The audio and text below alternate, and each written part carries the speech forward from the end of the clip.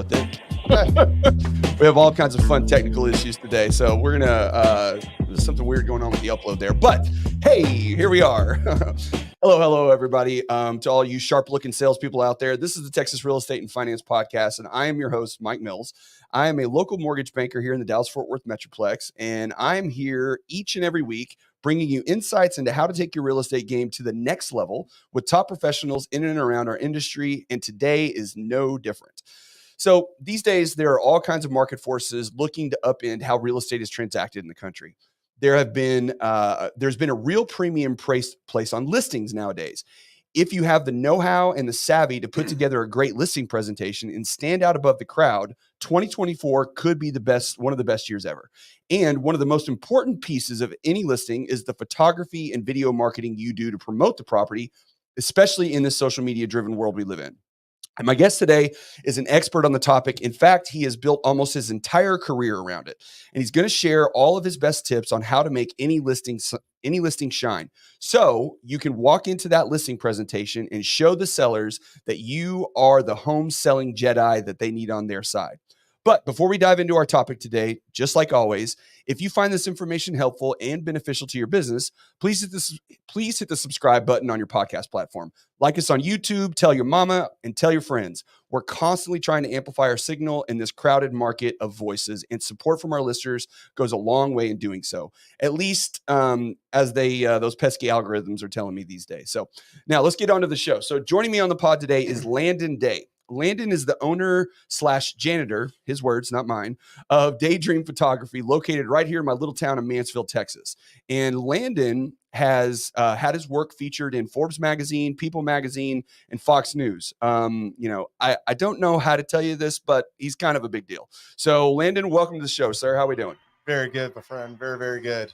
All right. I don't know why we had some little audio glitches up there in the front, but I like the people cheering in the background. Hey, yeah. We got to give you proper fanfare. We can't have you show up here without any good cheering on your side. So speaking of janitor work, you were telling me you're getting ready for a big party today. So you don't just say it, you actually embody it. Right? I am that guy. Yeah. So we're having a realtor event at the studio this afternoon. And of course, it's got to be clean and smell pretty and all the things. So that's exactly what I was doing this morning before I came here. Yes. Well, that's part of being a business owner these days is you get to wear all the hats, right? It's not something where you just, you get to take pictures all day. You get to do all the dirty work. Actually, you have people that do the pictures for you these days, right? So one time, quick story, I was buying my new truck and I filled out the credit application and filled it all out. And 20 minutes later, the guy comes back and says, "Hey, everything looks great except for this one line here."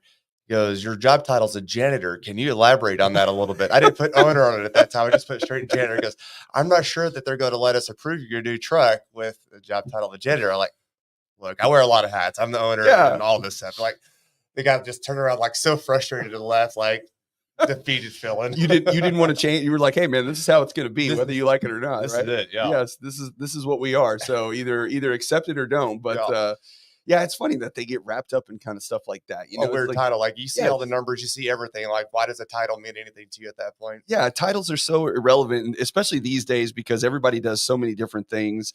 And when you own a business, like you don't just get to be, the guy who gets to do all the fun stuff. More often than not, you get to do all the crappy stuff. You know what I mean? It's actually that way. Yeah. I think all the time I got into photography to be a photographer, and now I'm a business owner and look at numbers and spreadsheets. I'm like, that's not what I thought I was going to be doing. No, that was not the goal necessarily. I mean, it's things are going good, but at the same time, it's a lot of hats you wear. So absolutely. All right. So first off, I want to know, obviously you've been doing this for a while, especially here locally. I don't know too many agents that don't use you pretty much all the time. I mean, you're like I said, you're kind of a big deal around these parts. So, tell me a little bit about how you started Daydream. What kind of got you on that path? Like, what was it about going into business on your own and not doing something small? Because you've really kind of grown it to a next level. And why did you decide, especially in the beginning, to focus on real estate? Yeah. So I guess real estate was actually a complete accident. Like that wasn't a plan. That wasn't a vision. That was just something that morphed into. I learned a long time ago that not to say no to random opportunities and kind of fill them out kind of as they came along. And my major and minor were both in art in school. Ceramic minor of all things. Why they would let you be a ceramic minor still blows my mind.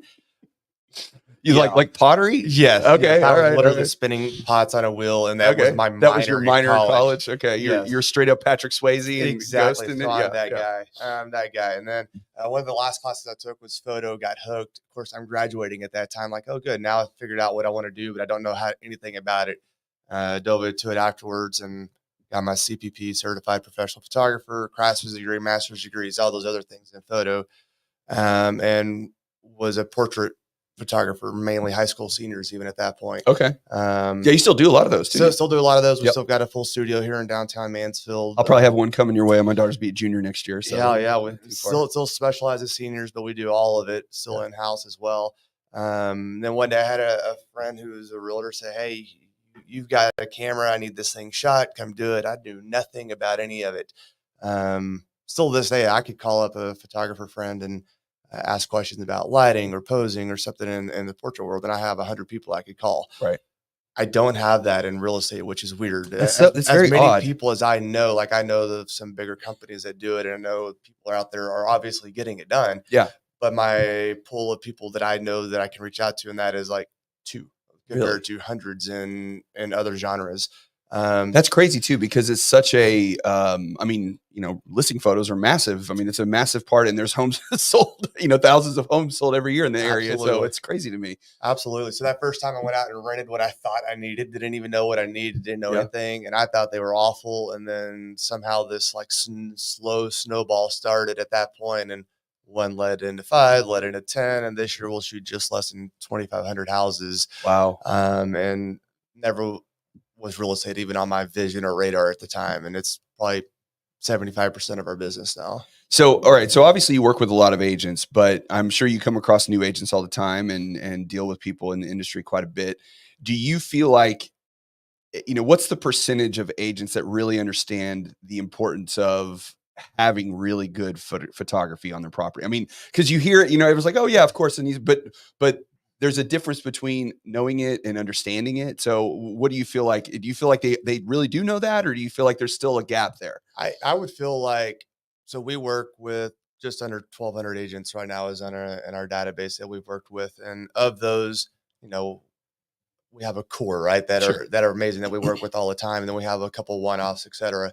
But the people who obviously know what we're doing, like they don't even ask questions most of the time. It's just go take care of it. Let professionals handle it. You know what we need. Go take care of this for us. And then the rest of the people are not, I wouldn't say like nickel and dime in it, but they're like, do I really need this? Should I do this? And I'm like, well, depends on a whole lot of things at that point. But yes, and a short answer, the more we can do for you to get you in front of it. So I think you hit the nail on the head whenever we were starting earlier, like going all the way back to listing presentations and actually getting the listing, I think is just as key as selling the house. Yeah, absolutely. There's only so many listings. Yes. And getting them is hard. Yes. And yes, they're sitting on the market a little longer now than they were in 2020, but they're still selling if you get them priced right and marketed right, et cetera. Yep. Half of your job is selling yourself to the seller to even get the listing or even get it in the door to have a meeting with it. And if your portfolio sucks, then they're not even going to give you the time of day. But if you come in with a really professional looking portfolio with amazing photos and video and drone this and 3D this and 2D floor plans and measurements, like it's super impressive. And somebody comes to me and offers me photos, and then another person comes to me and says, I'm going to offer photos and video. And somebody else comes, well, I'm going to offer photos, video, and drone. Like as the buyer or as the seller, whoever is going to market my property the best is who I'm going to go with. Ultimately, it's going to sell. I don't doubt that most of the time. Yeah. But like getting the listing is half the battle. Well, but it's not just, I mean, that's a great point, because when you look at the photography from a realtor's point of view, yeah, I mean, you want to get the house shown and you want to get, but I mean, in the market that, especially that we've been in for the last several years, and even right now to some extent, and I think we're headed back to this market, by the way, is they move quickly. Properties don't sit too long, especially if they're priced right. And, they're sitting longer right now. It's not when I moved here in 2004, 2005, when it was 6 months a year was normal. Right. Like that's not the norm right now. No, they're moving though quickly. It's slower now. It's not. Yeah, but even now, slower is like 60 days, maybe. Those anybody that's sitting 60 days right now, like, oh my gosh, what's wrong with the house? Yeah. But it's not the concept of selling the house. It's the concept of getting the listing. Number one, like you got to get the listing as an agent, and so you have to put together the best portfolio you can so they can look at it and go, okay, yeah, you're definitely our gal or our guy. But then also too, it's getting the most amount of money for the property, right? Sure. Because the pricing it and getting it out and making sure that you encourage demand for the house based on how you price it. If you can get more people attracted to it right off the bat, then that's going to bring you a higher purchase price and get more money for your clients, which again, the goal is obviously to sell it, but it's to sell it for the highest price you can get because that's your responsibility to your listing. And the more eyes on it, the easier Yes. that is. We don't see a whole lot of, we don't have MLS access, right? But we have access to a whole lot of tools and the Zillow side of things. And I Yeah. know that Zillow is a love-hate relationship. And from a buyer or a consumer side of things, like And they Zillow's love having it. to change their thing too. Yeah. But agents, they all basically hate Zillow. Yeah. But on our side of things, I can see how many times that listing's been clicked on, how long it stays there. And when it's done well and done right, you know, there's thousands of people that are staying on that, you know, site or 3D tour, for instance, for, you know, 2 or 3 minutes a time versus ones that are even go all the way back to like staged poorly or not ready for us Yeah. or whatever. And they're getting hit, you know, 50 times, 100 times versus thousands of times. The more eyes on it there, the higher the price is going to be, the more traction, the quicker it's going to go. Like there's not a bad thing Right. for any of it. So you guys do not, I mean, you don't just do photography, right? You do the drone, you do like, what are all the services that you offer for a listing? Yeah. So I guess it started with the basic photo and has gone from there to even in that world of twilight photos to, we can even go into a house that's completely trashed and empty it out digitally and Really? declutter it. And Wow. we've gone into places that were estate sales and completely empty house, and then could go through and then Photoshop virtually stage the whole thing and make it look, you know, very, very realistic. Not like they used to be a couple of years ago where somebody in India was putting a bunch of like ultra modern furniture in a farmhouse. Right. We actually do all that in house now where it can match and looks great. Yeah. Um, Is AI a big player for y'all now too? Or are you using one? to some extent, Yeah. a lot more on like the outside stuff and getting rid of random crap like a car in a garage Gotcha. or something like that. Right. And then we go into the drone. We do drone photos. We do drone video. All that. We've got 5 drone pilots on our team. Wow. Drone pilots, huh? Yeah, Like you got a fleet there. Well, and you have to have. Do you do the little guy, the one that like flies? I've seen those, like where they're No, flying through the house. we don't do anything inside Okay. the house. I've only flown in one house ever, and it was nerve wracking. Yeah. So no lie, this house is over not far from like the Park Small area. Okay. And it's a Mansfield custom home build, and it's just amazing and gaudy at the same time. Right. And they wanted it that way. And it has like 30-foot ceilings in the living room with a floor to ceiling Italian marble fireplace. So I'm Wow. like, I'm going to fly the drone before any furniture gets in there. I'm going Yeah. right up there. And it was the most nerve wracking thing because I'm like, if I hit that fireplace, like that's not something I could afford. No. I'm done at that point. You're Like, chipping Italian marble, you got problems, right? I'm done forever. Like I'm retired right now. So we don't typically fly inside. Oh, but you got to have be careful hiring drone people because you got to have a license. Oh, okay. Like it's a regulated. Oh by yeah, the there's FAA. like in the FAA involved It's with called it. the Part 107. So Yeah. just because you're Joe Blow and have a drone Yeah. doesn't mean you should be out necessarily doing. Don't get the hobbyist doing all that without getting in potentially a lot of trouble and big fines. Yeah. So drone players are a big player, or I mean, drone footage is a big player now. Do you all do the 3D mapping and stuff too? We do 3D mapping. We turn your house. We describe it as we'll turn your house into a video game. Wow. We, especially going through 20 when middle of COVID and everything, like people weren't necessarily going and seeing all the houses, especially people that were coming in from out of state. So they come in and they zero in on, hey, we want to move to Mansfield and we really like the Kings Mill neighborhood. Right. And then they could walk through a house like a video game and buy it sight unseen once they've zeroed in on where they want to be. And that was really a game changer, especially through that time of our crazy lives, but still working with the out of town buyers. Once they zero in on, I really like Mansfield, and even zero in from there. I really want to live in, Miralagos or whatever. They can zero in on that and find the house, get a really damn good feel off of it. Are they getting anywhere with like VR type things where you put the, the headphone or the head jack on like the Facebook or the Meta one and then walk through? So you can, but it's not that great. It's not that great. And it will literally, it makes me motion sick. So really? I can't do it. Same way, like flying the drone with the goggles on. Yeah, no. That's not for me. Are you a pilot? I am. Okay. Yeah. All right. Yeah. We do all that. Do you just like flying the drone or do you fly it just for the photography or do you like, play with it a little bit, out there and roam around town with that thing? You want a quick drone story? Sure. I love them. So way back in, let's say 2010 or so, okay. Drones were like not common. Right. Like nobody had them. Right. And I got one, and Okay. it was originally, they're not anything what they are now. Like we rigged a GoPro to the bottom of it and like all these external batteries, and it was a mess. I couldn't even see it from a screen. Right. It was amazing. So we had a music and arts festival in downtown Mansfield. My studio's downtown. And I was showing off to some friends like, hey, y'all come out and watch this. So I take off, and there's 30,000 people in downtown. And Sorry, it's a birds fly over. I'm like, watch this. Go, take off after these birds. Completely lose control of this. And it's thing. gone. So I'm like, throw my drink down. I take off, running to chase him where I think this drone's going. And sure enough, I finally get control of it, like forever away. And I fly it back to me. And I get back behind the studio, and there's a police officer waiting on me. And he goes, sir, is that your drone? I'm like, I've had it a week at this point. Right. Yeah, it's mine. I'm literally holding it. What do you mean? No, I don't know what you're talking about. Yeah. Yes, it's mine. He goes, I'm only asking because I want one. I was like, yes, this is my drone, and I won't show you how to fly because I don't know what I'm doing yet. But, it's just amazing now that I can go out and I fly with listings all the time that'll have a kid at the house. I'm like, hey, you want to come fly the drone? And their eyes get all big, like, yeah, let's go fly the drone. I'll let them do it. I think it's the coolest thing ever. But comparatively, what it is now, and now we travel with them. I just got back from teaching in Idaho a couple of weeks ago, and was showing them how to do drone work up there, and we chased antelope around. It was one of the coolest things I've ever done. That's awesome. Took it to Belize on a mission trip this summer. Took it to Cabo on vacation. Like it's been my like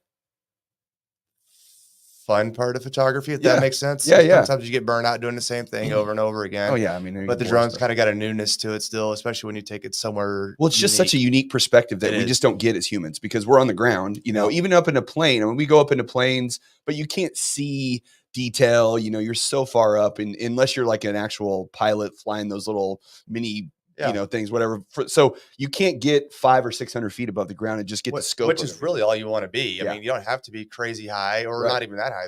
I think 340 feet is actually the legal height on drones, which is pretty high. Really, sometimes just above a roof line changes everything. You can see what's behind the house. You can see what's around the house. You can see, it backs up to the lake or the golf course is right there. And you can see all that perspective completely different, just barely above a roof line. And we just don't have that. And so when you get to see that all the time, I'm sure it's fascinating because it's just not something that we do. So what do you think when it comes to photography in general? What do you think are some common mistakes that agents make, or even, you know, I don't want you to talk trash about any other photographers, but just photography in general that, you know, because you're not just a guy who decided to start taking pictures. I mean, you went to school for this. This is where you have your master's, your bachelor's, all this stuff in this. So you have the eye for it and you've studied it. So what do you think is often, missed?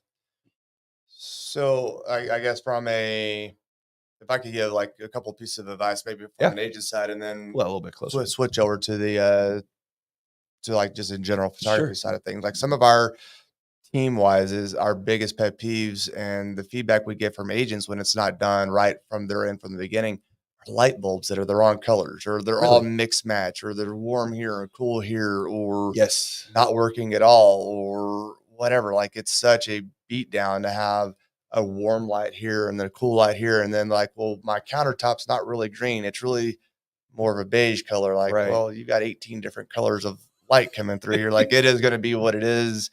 Until we can fix something like that. And there's things we do to work around that, but like working light bulbs is like one of the biggest things. That's a small thing that you just don't. I mean, it's funny. I know this only because when you said it, because my wife is obsessed with that kind of stuff. Like it just in our house, like if she puts a bulb in, I was like, that's not the same color. I'm like, I don't even know. Okay, fine. Like it's a light. I don't even think about that kind of stuff. And okay. So here's something not a whole lot of people know about me is I'm very, very, very colorblind. Really? Yes. Okay. That's an odd thing to be for a photographer. Art major. Like it's a very unusual thing to be, but that cool and warm color, like I can really see and hone in on the difference of that sometimes. So like it's one thing if your lamp is a warm color because you want it at night to be different, but if all your ceiling lights are, bright blue basically, then it looks all messed up. So even, I mean, I think that's a great tip just for somebody walking in, because again, like you talked about in the beginning, the goal is to get the listing, right? You're trying to get the listing. So if you walk in the door and you can catch right away as an agent, oh, hey, when we start doing these pictures in here, we really need to make sure all the bulbs match. I mean, that's just like, again, I don't think that's something, it's a very small thing, it's I would say a pretty cheap fix in most cases. But we're talking $50 on Yeah. light bulbs, like in the large scheme of things, Yeah. when you're selling a $500,000 house, isn't a lot. It's a minor thing. So, okay. So light bulbs. So what else you got? So some people hone in really hardcore on getting rid of like family photos or that kind of thing. And that's It's never a pretty been, general idea. Like you don't want your pictures up or whatever. yeah, but it's not, it's one thing if I'm going into great grandma's house and she's got 8,000 5x7s across the piano, like that's a different situation, but something that's nice and formal. Like I'm not going to be the guy like, yes, you've got to get rid of that. Or I don't want your house to be completely unpersonalized when I go into the house, but less is typically more. Right. So in general with photos or art or stuff under kitchen counters or big Less furniture clutter. that's in the way, like throw it in the garage for a photo or two. One time I went to a house and they were not ready for me, which isn't uncommon, unfortunately, but they were not ready for me. I said, hey, don't worry. I go, I'm going to start in the garage and then I'm going to go to the closets. And her face got like ghost white. She goes, you can't do that. Like, I know better. I'm just kidding. Like her face went like white, like, oh no. Then I'm gonna look under the beds and then I'm gonna I'm gonna take all these pictures first and then you'll be ready for it. Like, oh no. Like, oh no, You can't do that. But less is definitely more. We want to show off if you've got features in your house, like a house has been updated with a nice backsplash or countertops or bathroom fixtures. Like if I have 18 bottles of deodorant on the counter, like I can't see that kind of stuff. Like it seems like common sense to me, but it's not. And what I've also learned is my definition of clean and ready isn't everybody's definition of clean and ready. No. And sometimes I have to give them a little more grace than I used to. When I started, I was like, I can't believe you're not ready. You knew I was coming. Like we've been talking about this for days. But then I'm like, they've probably been working really, really hard for 2 weeks to get to this point. Like, I'm like, you're not where I thought you would be, but the fact that you are, like, I don't know where you started. Where were you to start? Yeah. That's where I have to kind of tell myself a lot. Well, and I think again, that goes to a good realtor going in on these lists. Maybe it's not your listing presentation, but it's just when you've gotten the listing, helping them get ready. Yeah. Just telling them these things ahead of time. Like, hey, look, the photographer is going to come in. You're going to need to have these things removed. You're going to probably want to take this off. And then not only telling them, but then maybe coming back a week later and being like, hey, just make sure we got to have this stuff ready. Well, and I have a friend who's a stager. Her name is Allison Parsons. And she's always been really great because she goes, hey, I'll be the bad guy. Yeah. Like get the listing and I will go in and tell them, hey, you've got to get rid of this or you've got to move this or I'm going to bring this in. And then the realtor's not the bad guy. Yeah. I'm not the bad guy and they're hurrying through photos. She's already gone there and helped do the prep work. And not that it saves face, but you're not the person bossing me around telling me that my house is ugly anymore. It's the stager doing it. Yeah. Well, and that's a thing that's going to be a big point of emphasis, I think, going forward for realtors getting listings in this market that I think we're heading into for the next 2 years, where you have to have kind of like a team, right? You've got to have a group of people that are there. You're the agent, obviously, and you're trying to sell the home, but you got to have good people around you, the stager, the photographer, the inspector, and all of these people that, hey, we're coming in as a group to help you get the most that you can get for your property and make sure that it's shown in the best light. But I need you to be flexible. But here's my team of people. It's not just me as a solo individual. Well, the team is right. Like let somebody who that's what they do be the expert and the person doing it. Like just because you can doesn't mean you should. Like I say that all the time. Yeah. So just because you can go through and take photos with your 0.5 on your iPhone 15 Pro doesn't mean that you should go in and do that. And just because you have CapCut on your phone and can make a reel doesn't mean that you should be the person doing that. Yes. Just because you installed a garbage disposal doesn't mean you're the inspector. Like let somebody know who that's what they do, be the expert at that. It's not bad to have a little, and I tell agents all the time, listen, have a little bit of knowledge on what you're doing. You know what I mean? Like know a little bit about what's happening.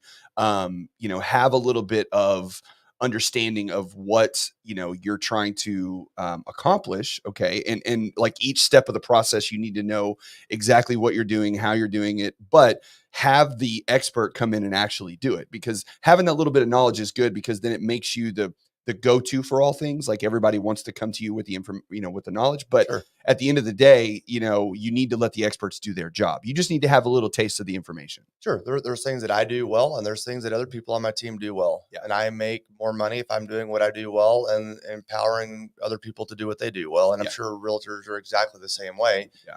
Do what you do well, go out there, build relationships and get the listings, and then, move on to the next person and let somebody come in and handle finishing it all for handle you. their part. Yeah. Yeah. So do you think that, nowadays, especially with video being such a big player, the 3D imaging, the drones, I mean, what's the role of still photography? I mean, is it fading a little bit, or is it still as important? And where do you see that fitting in? Yeah, I think it's still just as important as it ever has been. Most of your places are going to show photos first and then video is going to be behind it. Or if you're scrolling through something, a photo is going to catch your attention on social media or on Zillow or whatever, because it's going to be the first thing you see. Right. Even a thumbnail of a video could be a professional photo put as the video. Like, and when you hit play, it's a nice photo of something. Like, the photos aren't going anywhere and still, keying in that marketing side of things. That doesn't mean to say that things like a 3D tour and a 2D floor plan or video or a reel isn't going to be an awesome part of that edition, Right. And part of your toolbox. But ultimately, a good photo is going to get your attention. And so on that note, so like working with Zillow reached out to me, I don't know, 7-8 years ago, and said, "Hey, we want you to be on the top of all of our Zillow pages. So if you take photos of a house, and let's say it's a $500,000 house, and the next door neighbor's house is also for sale, you're going to be on top of it because you're a professional photographer, and we want your photos to look good on our website. So when somebody comes to our website, we want to look professional, not look like they went out there with their cell phone and took the photos." Right. And like, that makes perfect sense. So same way with everything, like your first visual is going to be this impact photo, probably of the front of the house or the kitchen or a pool shot or something like that. And those are not going anywhere. Our new backend system is actually really neat because it automatically makes a bunch of ads and flyers and reels and things Oh, really? for TikTok or social media or whatever, like what people were spending a lot of time to do in Canva, for instance. Yeah. And you put your text and say open house on this time or whatever. Our backend system will actually do all that automated now for you with the photos that are already in the system. So it takes all that time and guesswork out of it. It's all editable still. Sure. But there's probably 100 options right from the get-go of, yes, I like that one, save and post directly from your phone into all your social platforms without having to take it outside of our platform into Canva, into Photoshop, into wherever you were actually creating that. Right. Even the reels will do like fancy slideshows with moving photos. So it's got that action. It'll even do video clips in there as well now. So you're able to go through and create all that. In the video world specifically, we offer two different realms of it, I guess. Kind of a fancy sounding word. But we do reels, which are made to be, 30 to 60 seconds. Yep. Quick. We're going to go through the house, give you a great overview of it. But the point is to get your attention. Right. And then go look at the listing. Yes. Or then go it's look just at a the grabber. photos. It's not trying just to explain everything. Yeah. Like, I don't expect you to understand the exact floor plan looking. If anything, you probably want to leave some questions, right? I mean, absolutely. You want to leave. And then I want to drive them to the listing Yeah. with that video. And then we do cinema videos, which is a longer form version of that. And it's done horizontal, and it's done slower pace and pretty, but it's a different beast, and it's made for different listings for different folk, I guess. So but both of those guys are not made to be a standalone sell the house off of a reel. Right. It's made to direct you then to your agent or to MLS to go and ask for more information or go see the photos or see the description. It's a touch point. It's a touch point. I want to get it in front of as many people as we can. Yeah. And those reels are quick moving when they come on social. So it holds your attention for 30 seconds. Like, any longer than that, nobody's going to watch it. Nope. And then it's gone. Yeah. Yeah. Well, and anybody scrolling through social media, I mean, it's what I found, because I do a fair amount with the videos and whatnot, is that, most of the people watching it are realtors, are other realtors, mortgage people. Like, the general consumer is there when they are ready to start looking at houses. Now, don't get me wrong.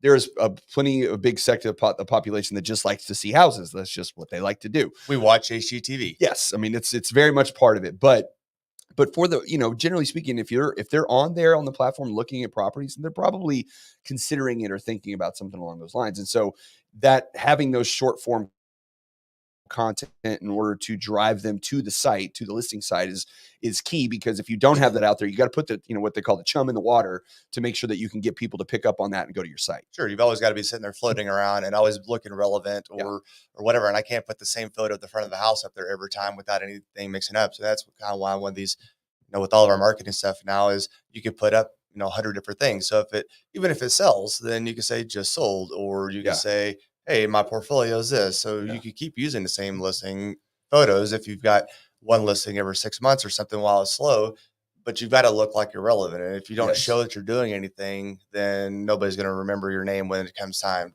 to do that. Well, and I think it's such an important thing with agents in particular is that, when realtors think of social media and good or bad, there's a lot of, there's a lot of coaches out there that like, oh, you got to be on social media, you got to make videos, you got to brand yourself. Okay, fine. I mean, yes, all that is true. But to me, it's way more about understanding how it all works, right? You have to understand what the function of the reel is, how to put it together, what the idea behind what you're trying to do is, and not just, well, I got to do it. Well, that's great. Do it. But you need to understand why you're doing it and what the purpose of it is, because that's what makes you a professional. Because then if you can explain that to a client and say, hey, look, I'm going to make a reel for you and we're going to do it in this manner because we're trying to drive people to the site so they can get a taste of what they're looking. And when they understand that and they can digest that better and then regurgitate it to their clients, it makes such a world of difference. Again, being the expert on what you're doing. You said do it right, and that's exactly key, right? We have a daydream photography business page.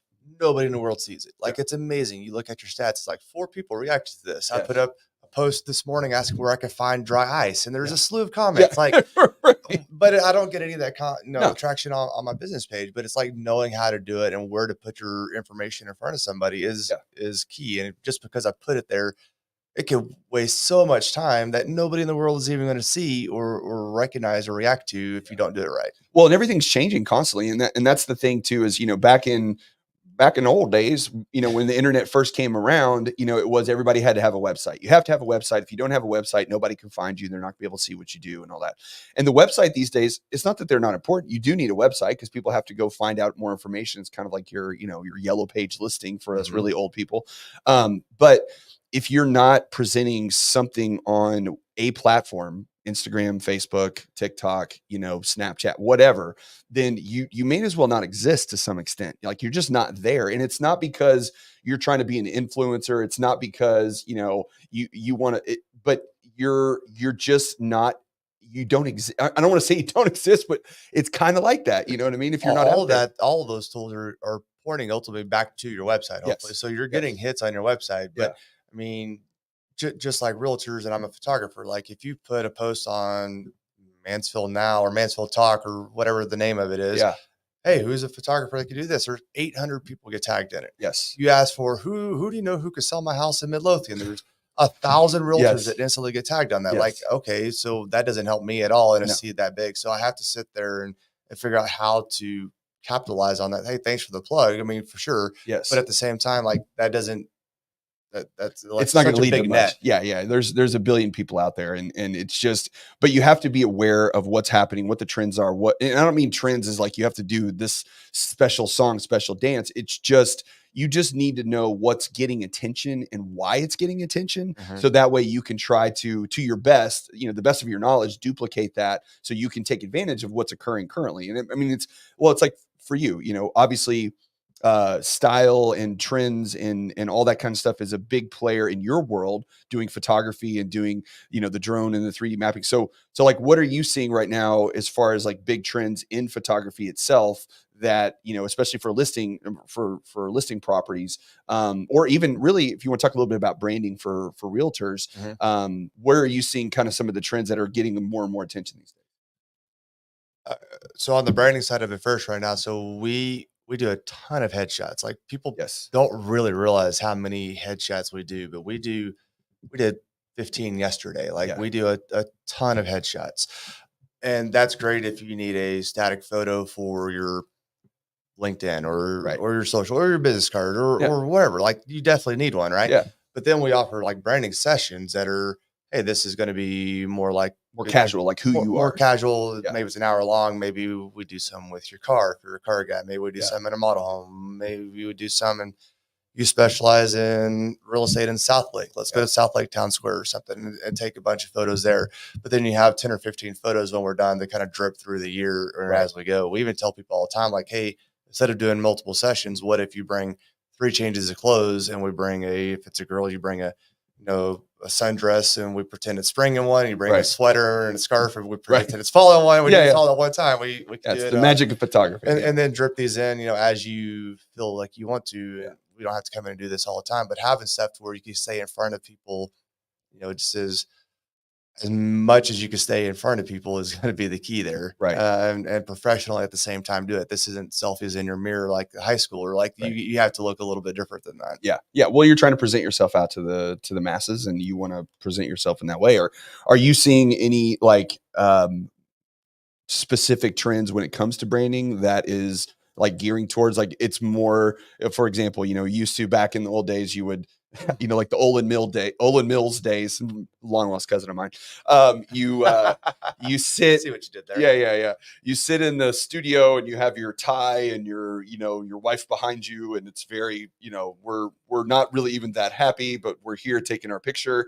And now it's more, we want to see you in your t-shirt and jeans walking down the street. You know what I mean? Like the times have changed. So what are you seeing kind of moving in that direction? So there's a line it's kind of an interesting line in my mind, where there's a line of, I want to be professional and I want to be personable and approachable, and how that is with everybody. Right. A game that I always play in my head, and this is probably not where you were going at all, but like if somebody pulls up in their super fancy car, wearing their super fancy watch, wearing a suit, Yeah. do I look at that guy and immediately think, oh, he's successful, he's really good at what he does?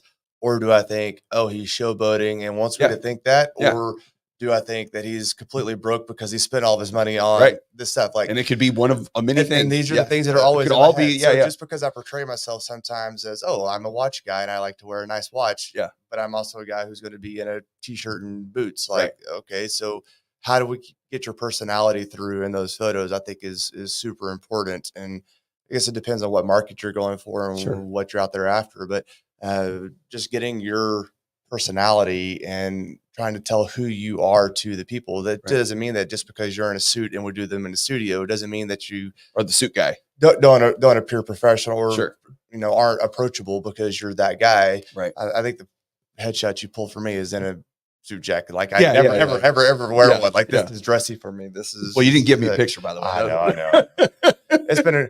This is a crazy time of year for I know. The photographer. So I took time off right before Christmas. Yeah. So pull the curtain back a little bit. Anytime I do these, I always send out a little thing and have you fill out, your bio or, whatever. I mean, you just put in there whatever you want. But one of the things it's like, I need a picture because I got to do some, promo stuff on my side of things. And so like people send stuff all the time. And I'm like, of course, the photographer is the one guy that doesn't give me the picture. So I got to go like through your website. My family is the one that didn't get Christmas photos taken this year. Yeah, that's how it works, man. Always. That's how it works. So what about on the listing side of things on properties? Are you seeing more?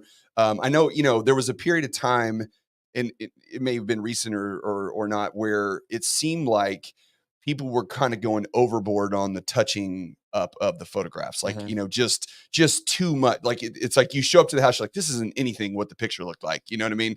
Are you seeing that kind of fade away a little bit, or what are you experiencing there? No, it's still going. No, it's still going strong. Yeah.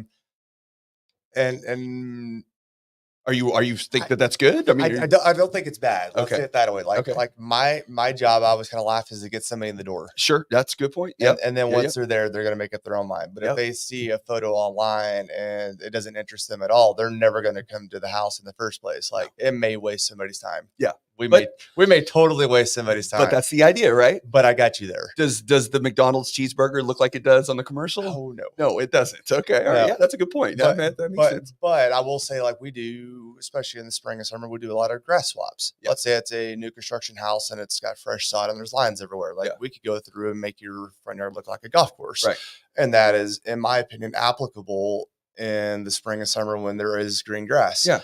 I don't think it's as applicable right now when all the grass is dead. Yep. So if I go and cover up all your leaves with green grass, like somebody's going to show up like, oh, that's not right at all. Like, there's something a believable side of it. And we still do it when people ask us to do it, but it's not one of those things that gets done all the time this time of year, but it's something that we do. It's like taking leaves out of a pool. Okay. Those leaves are in the pool. but there is also a time of the year where That there's they're not going not. to be leaves in the pool. So Yeah. it's not necessarily unbelievable to take the leaves Well, out. and you're selling, I mean, when you're selling a house, you're selling an idea, right? You're selling a lifestyle. You're selling a here's who you could be if you had this property. Mhm. And so I don't think it's that far-fetched to sell here's what the yard could look like. Here's what, your backyard could look like. The other day, Catherine shot a property in, maybe it was in Haltom City, if I remember right. And it was a ugly house. Yeah. Like it just was. And they had us do virtual staging on it. So I'm in here working like, well, how could I make this? Put lipstick on the Like pig. How are you going to do how that? could I do this? And it's got, the wood paneling looks like cork, and there's an old rock fireplace over here inside. And it looked so good when I was done with it. Like felt pretty bad. I was like, somebody's gonna walk in this house. But then at the same time, well, if that's somebody's style with that kind of a furniture, and it's a vibe that, okay, we could pull this off. If you can't visualize it, that's the hardest thing. Sometimes when we do virtual staging, isn't necessarily to fill a house and make it pretty. It's to show somebody who can't visualize how this open concept works. And you've got your kitchen, your dining room, your living room, it's all connected, but somebody walks in like, I don't know where to put my dining room table in this house. And you just have to show them sometimes. Yeah. Yeah. Well, I mean, look, unless it's something that people actually do, I mean, it's how to set something up and make it look, in the best light possible isn't something that you're just kind of innately born with. I mean, some people are, I mean, very much so. But most people aren't, they need a little guidance. So I'll say one of my absolute pet peeves in the editing photography world, and realtors are the ones asking for it, are when it's a photo taken at noon, 2:00 in the afternoon, full sun, and there's shadows everywhere from the house. Right. And then they put in like this super sunset in the background. And I'm like, you got shadows everywhere. Dude, I know you're trying to catch somebody's attention, but like none of this is working for me. It's obviously middle of the afternoon, but yet the sunset is back here and I can see it in your photo. Like that's probably the biggest pet peeve in this world to me is that. So generally speaking, you think y'all take most of your pictures either earlier in the day or later in the day? Is that how you kind of do it? So no, we take them pretty much all the time. Okay. My team's got hours, kind of staggered strategically, so there's availability. But I would say most of our time is in the morning between 9 and 1 is pretty ideal. And then we will come back to do twilight photos in the evening if that's indeed what they want. Gotcha. If it's a cloudy day, overcast day, sure, we can cheat and make it look twilight, and it's great. Right. But I'm not working around all this, sunshine, hard light, situation going on. We could put a sunset in and it looks amazing, but you can't do that. And we don't offer that as a feature or as a sell, because I can't predict on Tuesday next week if it's going to be sunny or not, or like it's just not something we could plan around. But we come back obviously and do twilight. In the summer when the kids aren't in school, I do sunrise photos. Same idea. Okay. If the house is vacant or they don't care, then I'll go there at 5:30 in the morning and do sunrise photos. I'd rather do that than at night, so I could be home with the kids in the evening. Right. Okay. Switching a little bit back to agent branding. What are you thinking? Okay, so we're moving into 2024, and we kind of chatted a little bit about this before we started, but things are changing, or things are probably going to change. Okay, what it's going to look like, how it's going to play out, who knows, right? There's a lot of scenarios that can happen, but it's going to be very, very important to set yourself apart as a realtor, because the pool of agents is shrinking because the market has shrunk. The competition, because there's fewer homes that are listed. I mean, there's fewer homes available across the board, no matter what, and I really don't see a place where that's going to change anytime soon, honestly. Everybody that's been talking years about this big market crash that's coming, it's not, because we don't have enough properties, or we don't have enough homes for sale in order for that to really take place. So that just means the competition for listings is going to be higher. The competition for buyers is going to be higher. All of these things are going to mean that you really kind of have to up your game to another level. So going into 2024, what would you tell an agent that when it comes to them presenting themselves and branding themselves to their customers, like what are the things that they need to focus on? So something I was thinking of earlier, I am speaking as like from a photographer side of things. I hate when I go to some other photographer's website, or I see somebody sharing something and they say things like, I specialize in maternity, newborn, kids, family, corporate headshots, weddings, events, you specialize birthdays, bar mitzvahs. Everything. I'm like, it's not a bad thing to say you're a generalist at that point, right? But you're not a specialist. No. But I do think there's something to be said for being a specialist in things. So I think that if somebody was to narrow in on, hey, I want to work on this town or South Metroplex, or I want to work in Allen or wherever, like hone in on a market and super concentrate on an area that's a growing area or a changing area or an area that's morphing, and not try to cast a net that's as big as DFW. Right. I think that if you were to concentrate your dollars and time into smaller pools, I think you're going to have a bigger return on it moving forward. Right.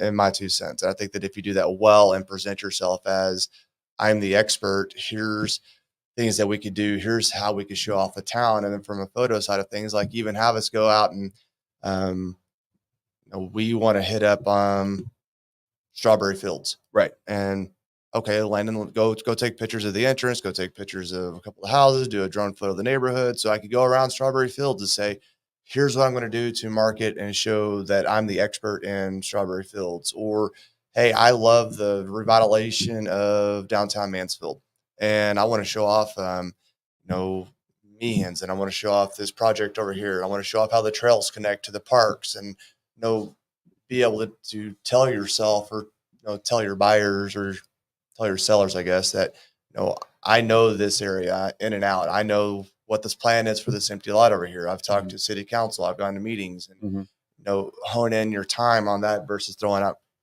Facebook ads that cover 100-mile radius. Right. I don't want to share or sell a house in Hillsboro. I don't want to drive down there every day. I want to be here working with people that I like, that I know. I can hone in on those relationships and really be the expert in an area. Yeah. Well, I mean, that's something that when you talk about social media marketing, or when you, like, even when I was started doing this podcast, I do a lot of research on, how should I aim at it? And everything that I came across said, be as niche as you can, because the more niche you are, the more likelihood for success you're going to have, especially in the beginning, right? When you start off, if you're very niche, you have a greater chance for opportunity, because there's always going to be people looking for that thing. It may not be millions of people, but it's going to be a good amount of people when they're going to search for that. And then you can always expand from there if you want to. Sure. But if you start niche and you keep it really tight to that area, then you can really focus all your efforts and get the most bang for your buck. Sure. Just because you sell a house here doesn't mean that person's not moving to Frisco. Right. And you're not going to build a relationship there. So definitely, like, all of my business is going by word of mouth, right? Yeah. Like, it's, Landon did this, call Landon, or, whatever. So as it's grown, that's how it goes. So you sell a house here, they move over there, and 2 years later, they see you need to move again. You've already got that relationship. And assuming you keep it and you did a good job like you're supposed to, then relationships are worth their weight in gold. So it's all about, starting, like you said, like in a specific thing. Like I thought a good podcast I did, watches and whiskey. Okay. One, and then bourbon and Bible. You talk about Bible verses, drink a little. Are you allowed to do those two things together? Is that okay? I mean, Southern Baptists have a hard time with that. I'm all for it. Okay. You can easily put the two together. Yeah. Alliterations and that's right. Kind of catchy sound. Yeah, absolutely. So when we talk about social media stuff, now granted, we'll say, hey, look, get the professional photography, get the professional footage, use the tools that they have available to them to post this stuff. But, when you're just trying as a realtor, when you're trying to market yourself more frequently, maybe you don't have a current listing. Maybe you're going into a house and you're using someone else's listing to try to drum up business for yourself. Can you give some tips or tricks when it comes to filming with just your phone? If I'm walking into a new build and I'm asking the builder, hey, I want to showcase this house as part of a reel or something, what are some techniques that you would suggest that they do? Sure. So I actually kind of stabbed at it a second ago, but we actually teach a class on reels, and perfect. And that specifically how to do it yourself, because not every listing is going to be yours. You're not going to pay me to go film a house out here in M3 Ranch just so you can sit there and market it. Right. So we teach people how to use CapCut. I threw a jab at it earlier, but it's a really, really good. It's awesome. Yeah, I use it all the time, especially from your phone, and the ease of use is amazing. So we will teach people how to do that sort of thing. And again, it's like honing in on, if I'm doing that, honing in on features. I know a big open room with tall ceilings is going to be one thing, but then take that shot and then come in on, hey, here's what the backsplash looks like. Here's what the finish out looks like. Here's the way the handles on the hardware look like. It's going to be that stuff that's, interesting to people. Here's your broad shot of the bathroom, and then here's some details. Here's some details of how this is actually finished out, and here's how well the builder did on this stuff. Because I've become a house snob now because I'm in so many of them, right? You walk into one, you can very quickly know, this was they threw this one up in 90 days, or this one's really well done, and you can tell the difference, and you can point that stuff out as the expert there and say like, oh, look at how well this is done here. Look at how this seam is in the granite. Look at, how, the ceiling fan's not shaking. Like there's all kinds of things that you can hone in on. But again, like the big thing is those need to be 30 to 60 seconds. Yes. And if you ever watch a music video, people don't even watch MTV anymore. I guess you're watching it on YouTube or whatever. But all those clips between those songs like are half-second clips. Like it's cutting from scene to scene to scene super fast to hold your attention for a song. Yeah. So if I do one shot and it's me walking into the front door and it takes 30 seconds, I'm already out of it. So you got to visualize, hey, how can I make this in 1-2 second clips is all I want to see at a time. Yeah. So those would be the tips I want to do. Obviously, reels are vertical. Things like a gimbal, DJI makes some really good ones that work great with the phone. Yep. They make a ton of difference on being stable. If you're going to do audio, use a good mic. Yeah. They make great wireless mics that plug into your phones. Even if you're going to be the one talking over it or produce it all, shoot all the footage while you're there and then come back and talk over it once you've got it, finished on the backside of things. It doesn't have to be done at the same time. But if you're going to do it well. Yeah. Don't go out there and halfway do it because that's going to make me think you're going to halfway do anything at that point. If you're going to do it. That's a Mr. Beast. You know who Mr. Beast is, I'm assuming, right? If anybody doesn't know, he's the biggest YouTuber of all time by a significant margin. But one of the things that he talks about, and I want to balance this out, okay? Because I always tell agents when it comes to getting on social media, like you need to do something. Don't focus on everything being perfect. Like if you've done literally nothing, then do something first and then we'll work to, getting good at it. But with that being said, one of his big, if you watch any interviews from him and what he talks about on putting together videos is like he's quality over quantity 100% of the time, because it just makes such a big difference when those things pop. Now, again, do it first. You got to get out there first. But then part of the reason I tell agents that they just need to post, I'm trying to tell my wife, I'm like, look, just make a video and put it out there. Don't care about what it says, who it says, just make it.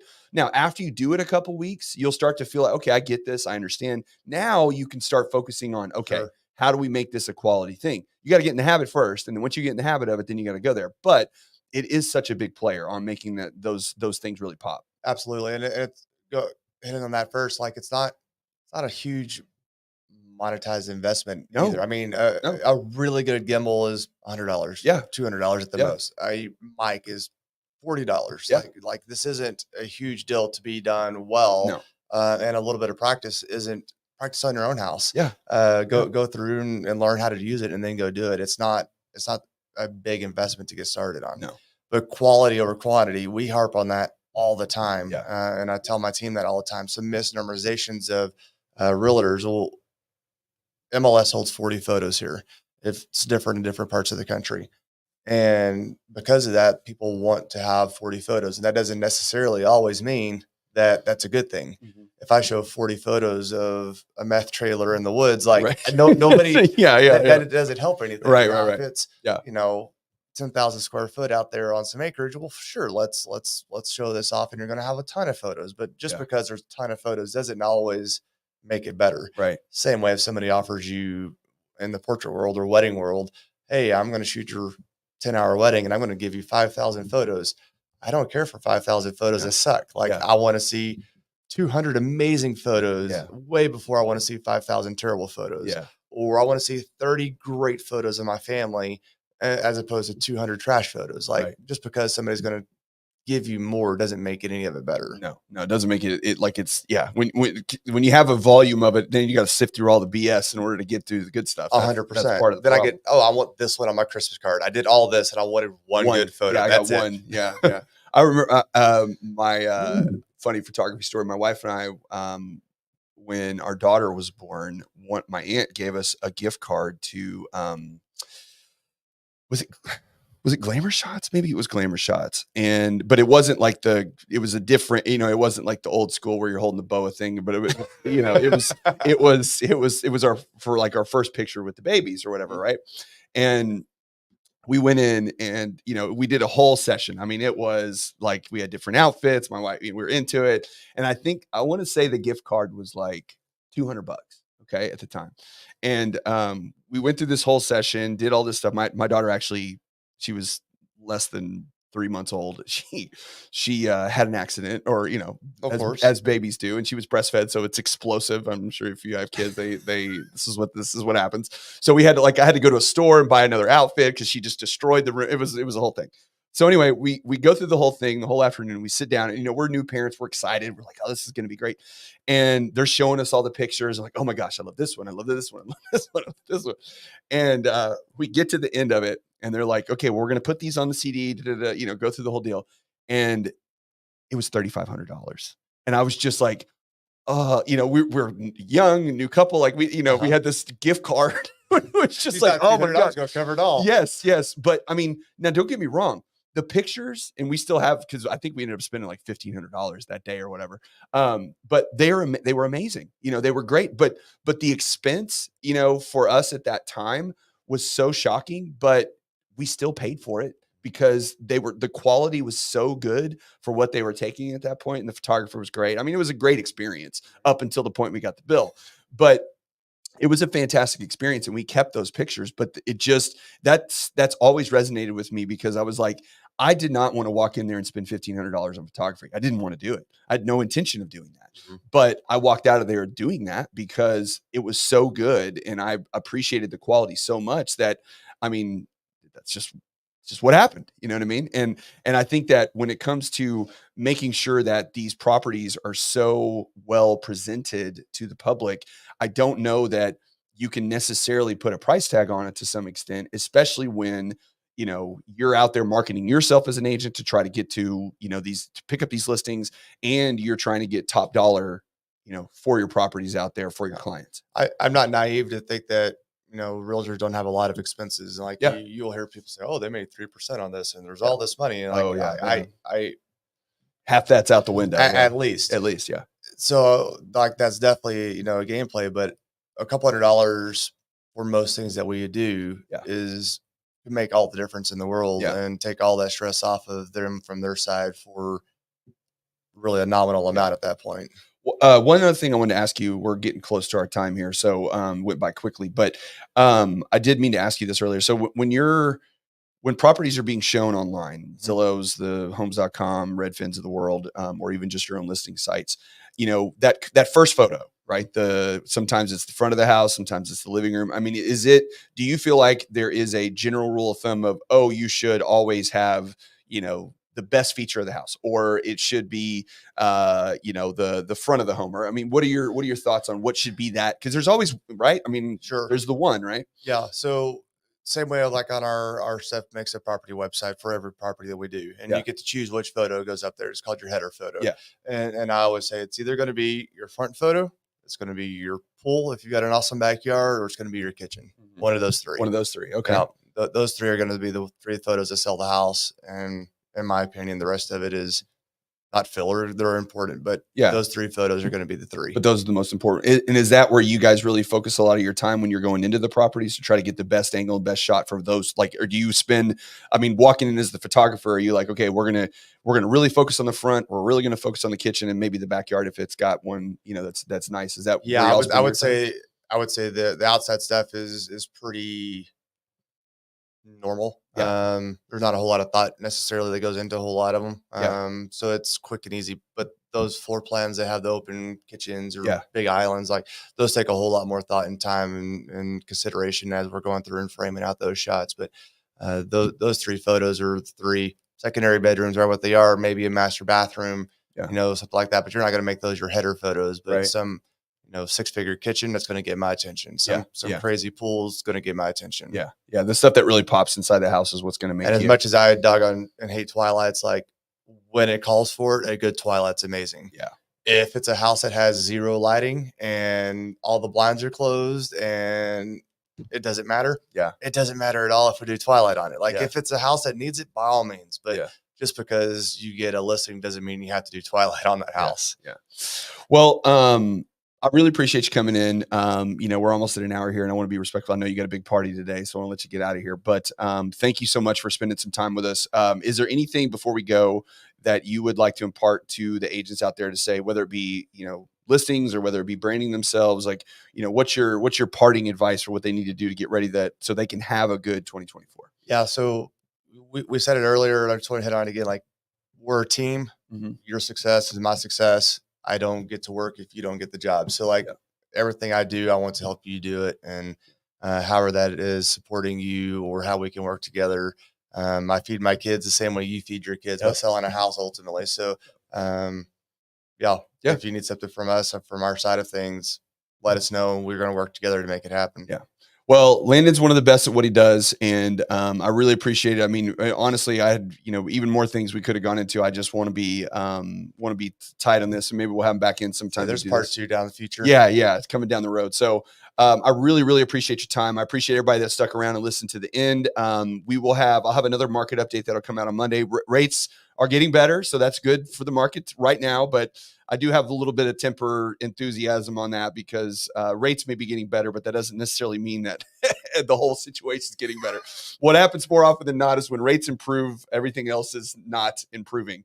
So we'll talk about that a little bit on Tuesday next week when I do my market update. And next week, I will have my wonderful daughter back in the studio with me, where we'll be going into part 2 of our journey through youth finance and getting her set up for when she leaves the nest, which she cannot wait to do. So we'll be talking about budgeting and opening checking and savings account, what her experience was like with that, and then her favorite topic of trying to find a job. So she's not real fired up about either. But anyway, so tune in for that next week. Otherwise, thank you very much to everybody. Hope y'all have a great weekend, and we will see you next time. Bye, guys.